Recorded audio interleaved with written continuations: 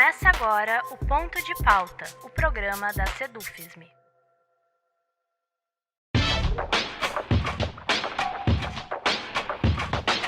Apontado como uma das 35 pautas prioritárias do governo de Jair Bolsonaro, o projeto de lei 3.179 de 2012, que busca regulamentar o ensino domiciliar no Brasil, foi aprovado na Câmara no último dia 18 de maio. Agora, o projeto que defende o homeschooling, como é chamada essa modalidade de ensino, esse projeto segue para o Senado. Desde que esse debate existe no Brasil, e não faz pouco tempo, pesquisadores e pesquisadoras, assim como as principais entidades ligadas à educação, se manifestam contrárias e críticas ao projeto. E é sobre o ensino domiciliar e o avanço do PL que falaremos hoje nesse retorno do ponto de pauta. Para isso, temos como convidada a professora titular do Departamento de Metodologia do Ensino do Centro de Educação da Universidade Federal de Santa Maria, Doris Pires Vargas Bouzan. Eu sou Rafael Balbueno e o nosso ponto de pauta de hoje é o ensino domiciliar no Brasil.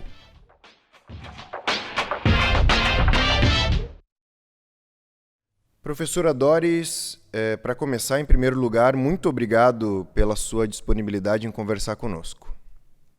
Eu que agradeço a oportunidade de estar com vocês. Professora, desde que a pauta do ensino domiciliar ganhou espaço no debate público brasileiro, como eu já disse, as principais entidades ligadas à educação, sejam elas entidades da pesquisa em educação ou de trabalhadores e trabalhadoras do setor da educação, enfim, essas entidades têm se manifestado contrárias e críticas ao projeto. Então eu lhe pergunto, no que está baseada, qual é o eixo dessa crítica ao ensino domiciliar? Bom, nós temos que entender que a proposta de ensino domiciliar, ela nasce de um interesse, vamos dizer assim, que não é evidente para a população em geral, mas que busca uma pauta que define previamente o que deve ser ensinado à criança na sua família, excluindo essa criança de uma possibilidade de conhecer as diferenças, de conhecer a multiplicidade de culturas que habitam dentro do contexto da escola, e mais do que isso, de ser privada de um convívio social mais estreito com pessoas que não comunguem dos mesmos preceitos da sua família, sejam eles éticos ou morais.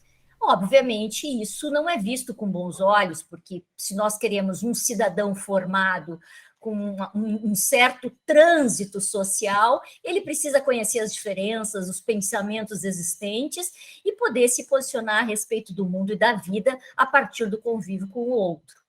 Não é? Essa seria, vamos dizer, o ponto de partida da discussão, que nos faz, sem dúvida nenhuma, colocar em destaque uma preocupação que é por que esse apressado, né, interesse assim, no final de mandato, de aprovar um determinado modo de escolarizar crianças? Porque já foi uma grande luta quando a escola sem partido, né, tentou ganhar espaço. Então, nós observamos que toda vez que esse governo pretende ganhar algum tipo de vantagem ou espaço, ele parte para fazer isso de uma forma muito rápida, sem que nós possamos pensar coletivamente, sem audiência pública, sem uma discussão mais, vamos dizer, voltada para aqueles que têm interesse, né?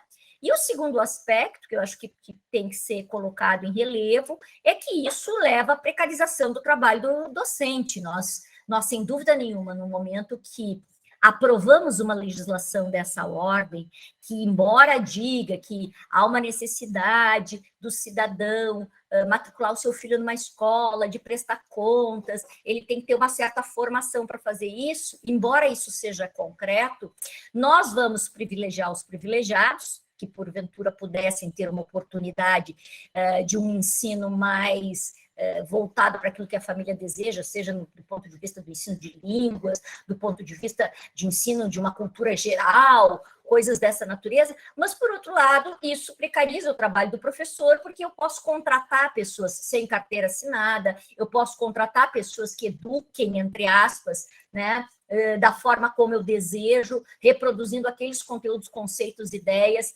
que me parecem adequados. Embora eu tenha que prestar contas disso para a sociedade, no momento que eu matriculo meu filho numa escola privada, eu quero saber qual é a escola privada que vai dizer para o pai que o filho não tem condições, não é, de avançar nos seus estudos. Então, essas são questões que me parece que ficam subsumidas, né? E o cenário que aparece para a sociedade é que, bom, os educadores não concordam que as crianças tenham uma oportunidade de um ensino qualificado. O que é um ensino qualificado? Essa seria a pergunta.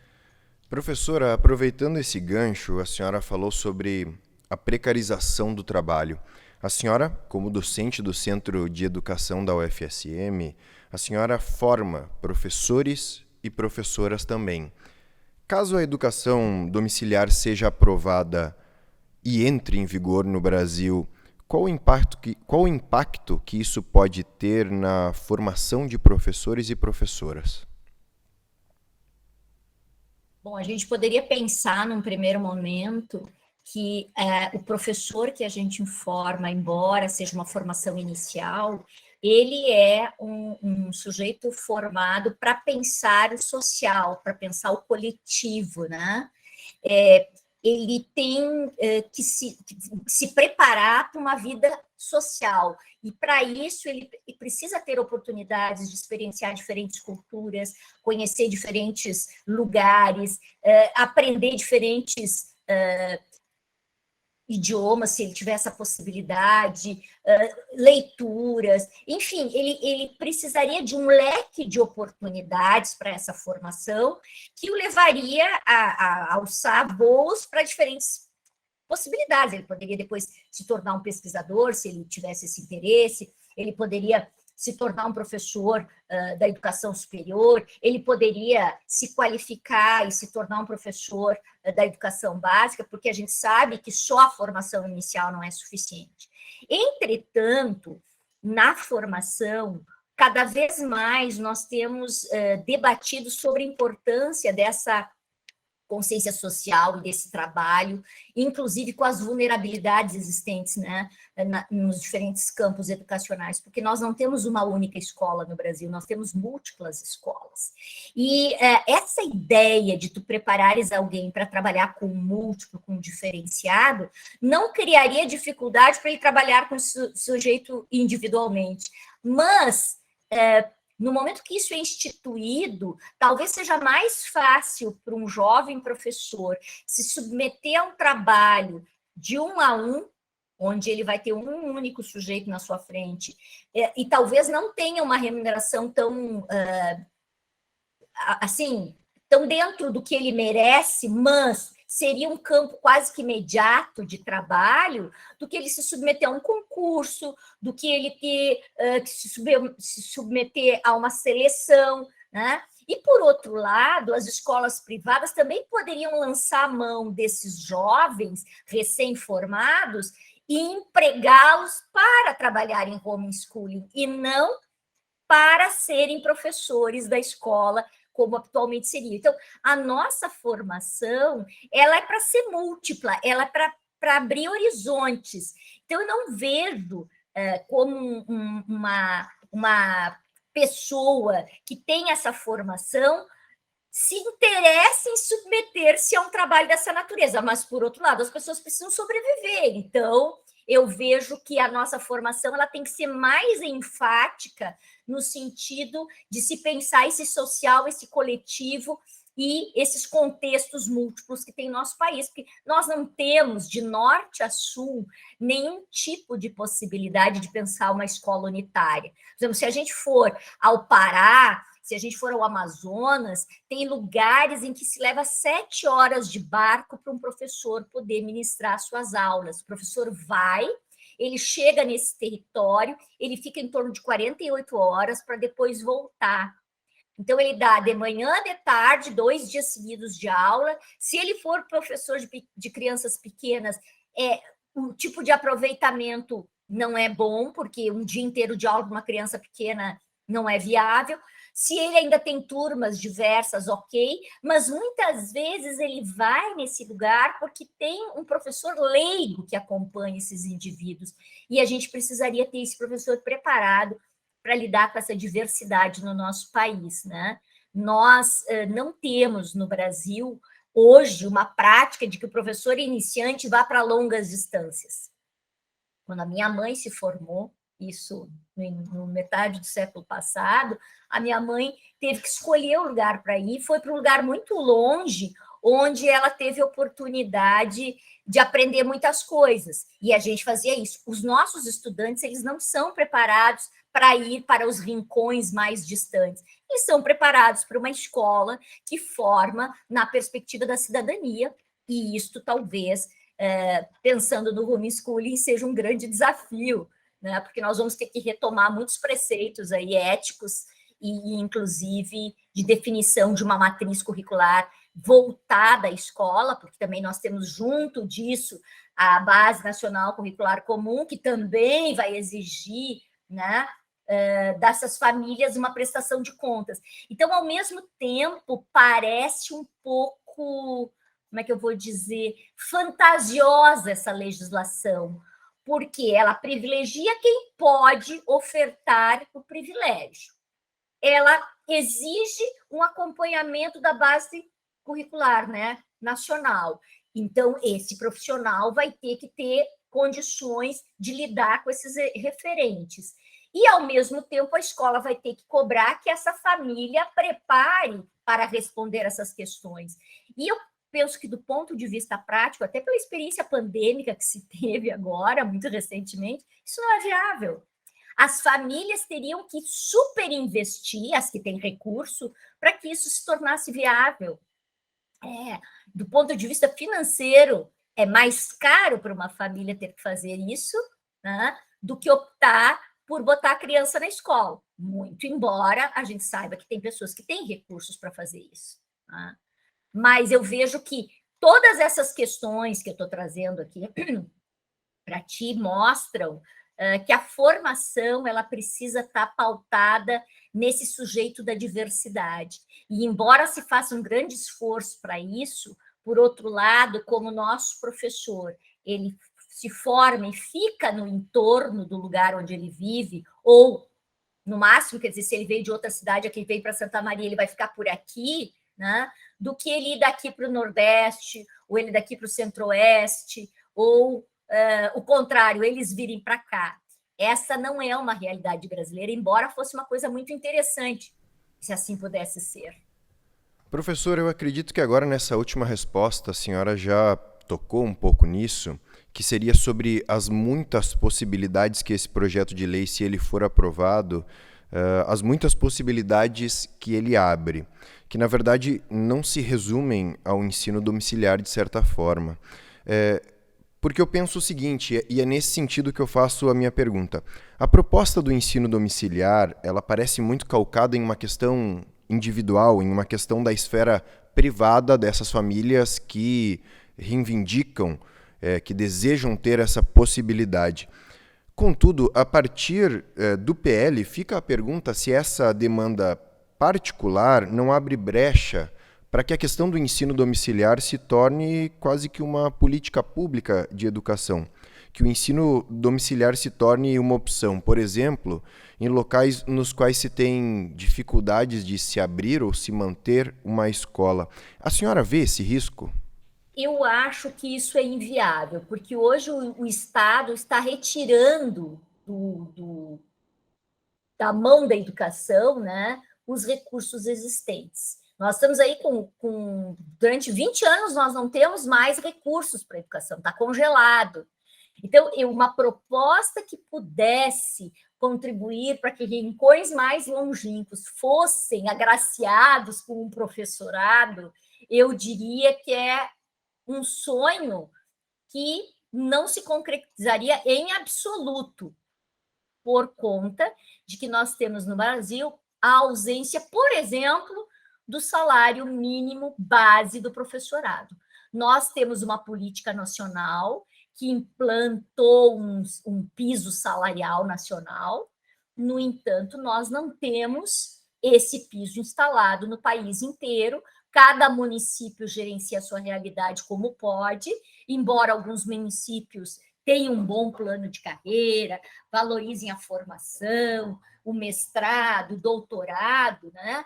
A maioria dos 5 mil e tantos municípios aí que a gente tem notícias, né, daqueles com os quais nós trabalhamos, porque só no Rio Grande do Sul são mais de 500, né?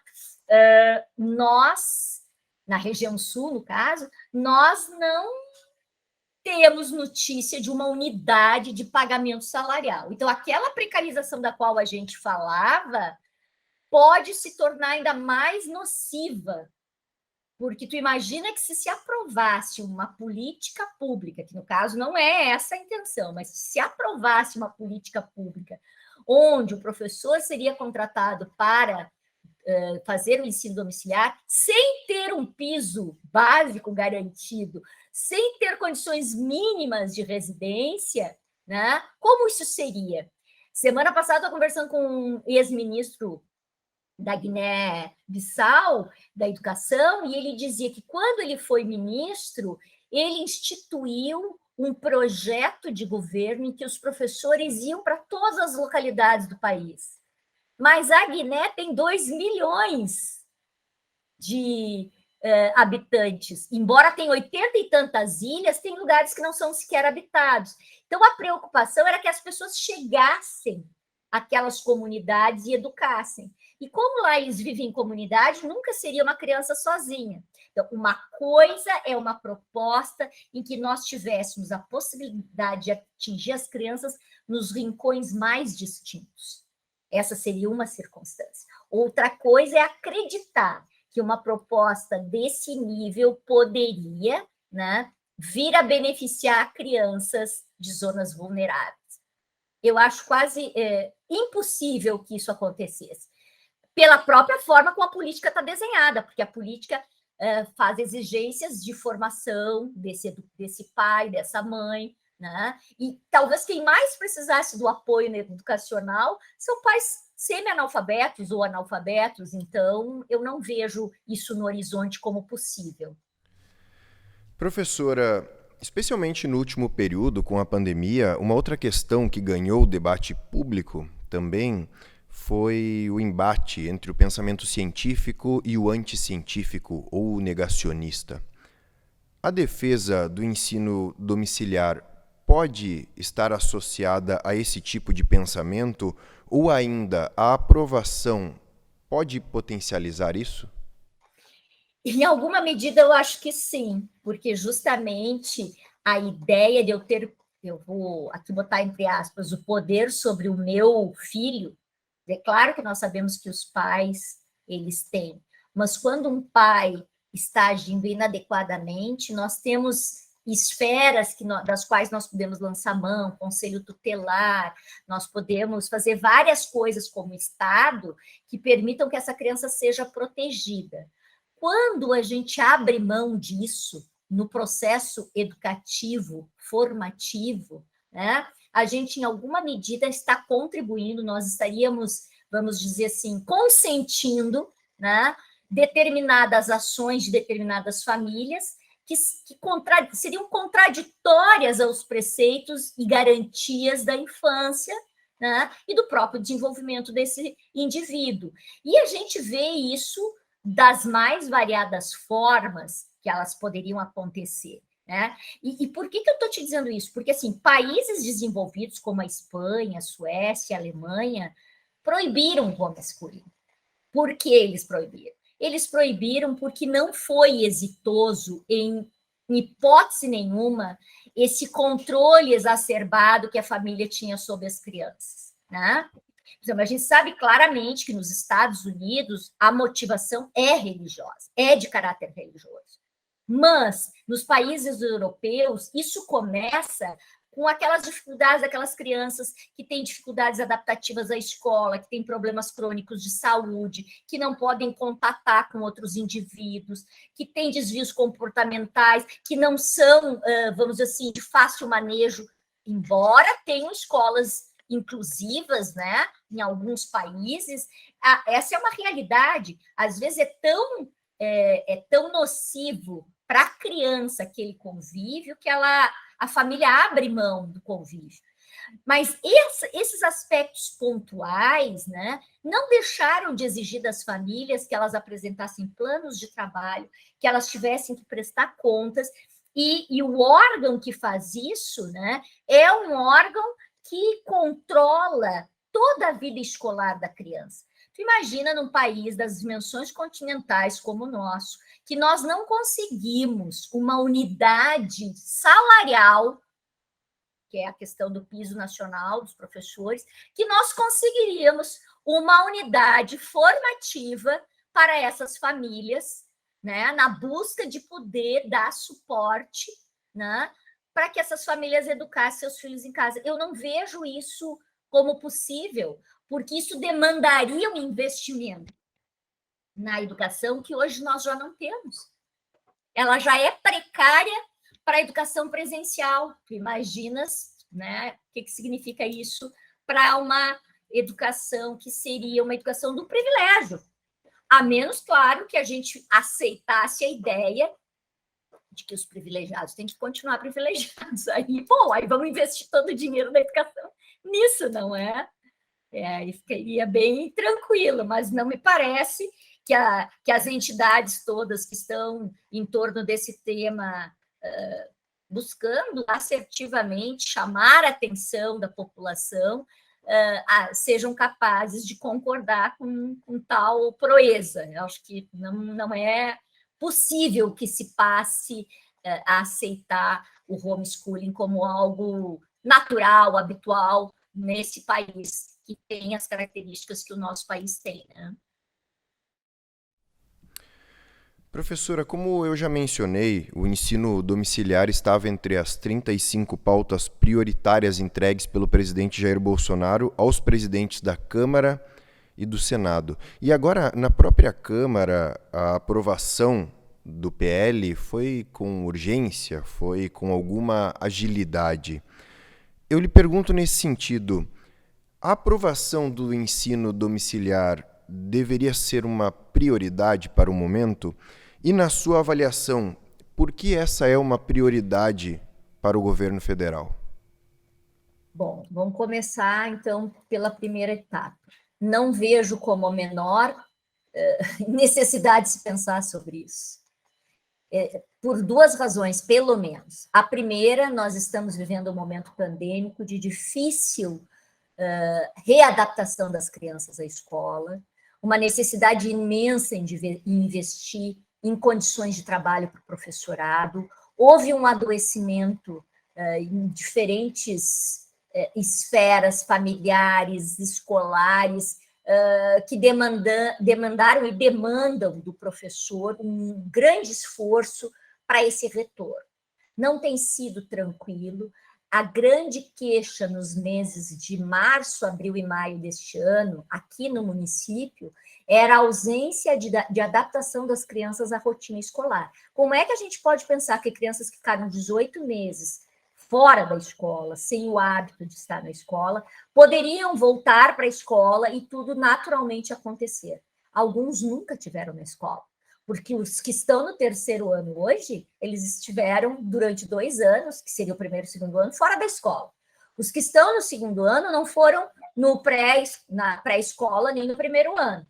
Os que estão no primeiro ano não foram na educação infantil, né, que é composta de diferentes etapas. Então, veja bem, se esse processo todo nos mostra o quão delicado é introduzir uma criança na rotina escolar e fazê-la compreender o que é viver em comunidade, por que nós não estamos gastando a nossa energia para pensar numa política de saúde mental para as instituições de educação do Brasil que deem suporte para essas famílias e que deem suporte ao professorado para poder fazer um retorno, que nós vamos viver ainda com as questões pandêmicas por longo tempo, para fazer um retorno que abrevie esse sofrimento de adaptação, que é natural para as crianças pequenas, mas que se potencializou pela questão pandêmica.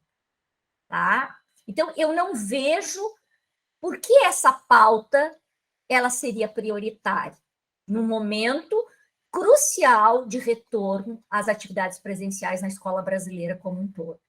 E te digo mais, essa situação não está presente só na escola, está presente na universidade, está presente em vários setores de atendimento público, né? O adoecimento permanece, nós estamos aí com uma quarta onda, e parece, a impressão que passa é que não, que até ontem a gente estava de férias e hoje a gente voltou a trabalhar. Então, assim, chega a ser desrespeitoso, do meu ponto de vista, um governo investir tempo numa questão dessa natureza, né, quando nós temos outros problemas, assim, gritando aos nossos olhos, né, que necessitam de um tipo de apoio, de suporte da gestão pública. Essa, para mim, é a questão. E a segunda, que diz respeito a por que tu me corrige se eu estiver errado, por que isso seria uma pauta importante?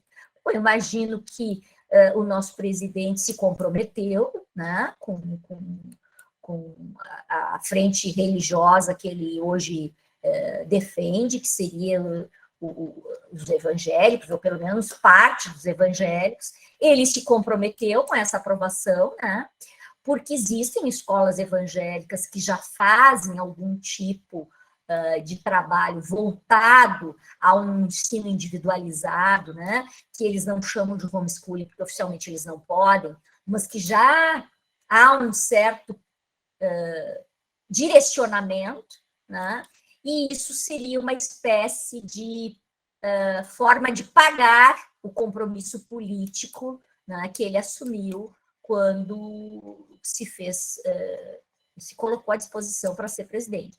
E nós não podemos ser ingênuos, que também, além de ser um pagamento pelo investimento anterior, ele tem perdido muitos evangélicos, né, que lhe apoiam, então também seria uma maneira de tentar resgatar para a campanha atual, né, pessoas que se aliassem a ele, e ele acredita que essas pautas de cunho religioso, né, são as que dariam suporte a ele.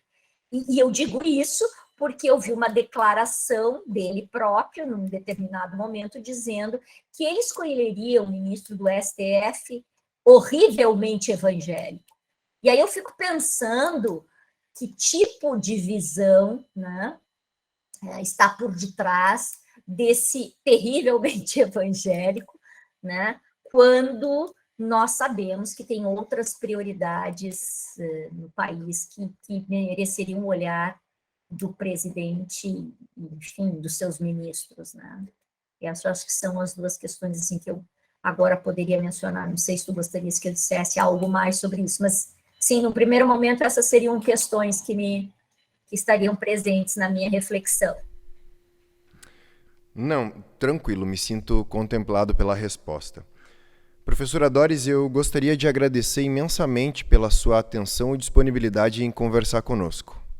Eu que agradeço a oportunidade de estar aqui, espero que um pouco daquilo que nós refletimos juntos aqui possa contribuir para que as pessoas tenham mais clareza, né, dos rumos que a nossa educação pode tomar, né, ou pode deixar de tomar, quando a gente opta por um tipo de educação que privilegia os privilegiados. Eu penso que nós, mais do que nunca, precisamos nos unir em torno de uma educação cada vez mais coletiva, cada vez mais respeitosa com as diferenças, e especialmente olhando para a vulnerabilidade social que cresceu de uma maneira assim alarmante com a pandemia no nosso país, né?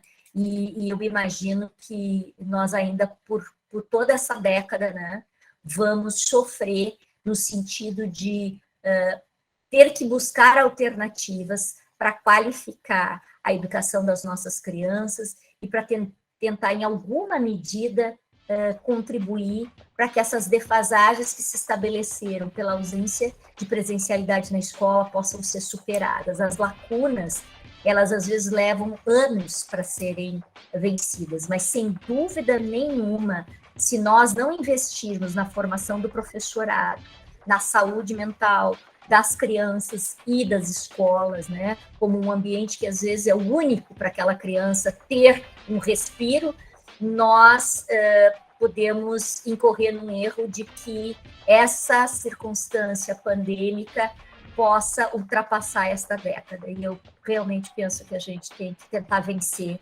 embora eu saiba que não vai ser um desafio fácil. Mas a gente já está tendo muitos frutos nesse retorno e muitos investimentos que estão valendo a pena na formação, seja lá no desenvolvimento dos mestrados, dos doutorados que estão estudando esse campo, seja porque nós estamos ouvindo os professores e investindo neles.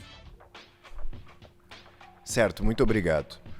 Assim encerramos aqui o nosso ponto de pauta de hoje, que contou com a presença da professora titular do Departamento de Metodologia do Ensino do Centro de Educação da Universidade Federal de Santa Maria, Doris Pires Vargas Bouzan. Essa edição do Ponto de Pauta, como de costume, estará disponível em vídeo e podcast nas nossas redes sociais e no nosso site. O endereço do nosso site é www.sedufisme.org.br. Obrigado pela audiência e até a próxima.